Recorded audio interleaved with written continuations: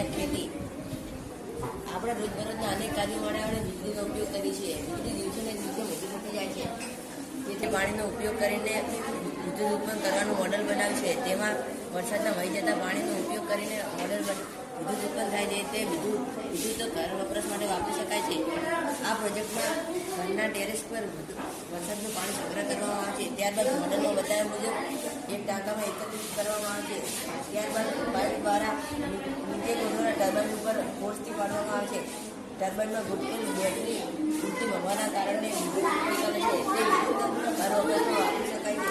ત્યારબાદ આ પાણી ખેતર કે ગાર્ડનિંગમાં સિંચાઈ તરીકે ટપક પદ્ધતિ કે ફુવારા પદ્ધતિ દ્વારા સિંચાઈ કરી શકાય છે. વરસાદના વહી જતા પાણીને સદુપયોગ કરીને ઉપયોગ કરી શકાય છે. તે પાણીને ખેતીવાડીમાં ઉપયોગ કરી શકાય છે.